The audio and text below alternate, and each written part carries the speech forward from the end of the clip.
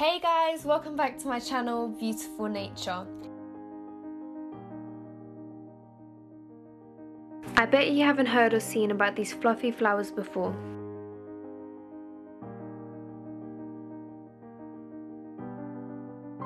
Spring this year has came early. Although it may seem cloudy, the beautiful blossom trees are flourishing once more.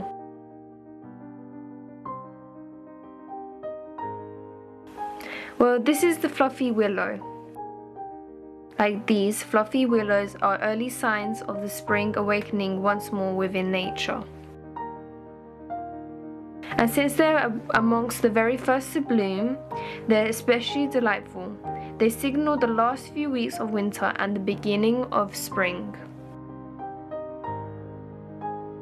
When the sun comes out for a few hours, it's like a breath of fresh air. The sun starts to creep in and beautiful streaks of sunlight start to pour in. And delicate flowers start to open up and blossom trees start to flourish. And once more the cycle of nature begins. It also gives a chance for the flowers to flourish once more. Well, this is the fluffy willow.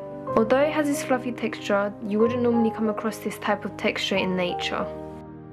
At the tail end of winter, fuzzy knobs start to appear along the branches of these fluffy willows. These soft silver tufts, as well as the plant itself, are named for the resemblance of tiny cat paws.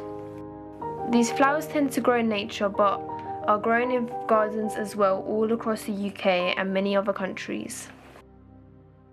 They're actually flowers just before they fully bloom. The soft coating of their heads acts as an insulation to protect these early bloomers from the colder winters. These species, most commonly called pussy willows in the northeast, is a small shrubby species of willows that can be found near wetlands and moist woods throughout the North America. Most other willows make similar flowers. Even in full bloom, willow flowers hardly look like flowers at all. They have no petals or showy colours, nor do they have any fragrance.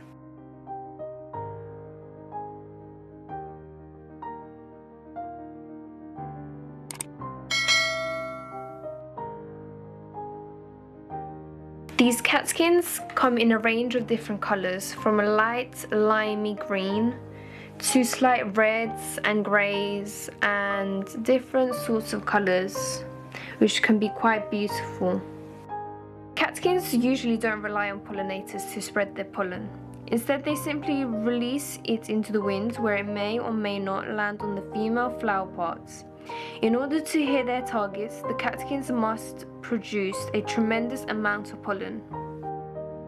Sometimes we need to take a moment to step back and really appreciate the nature around us. And just for a second, listen to the sounds of the birds in the distance in the trees singing their beautiful songs.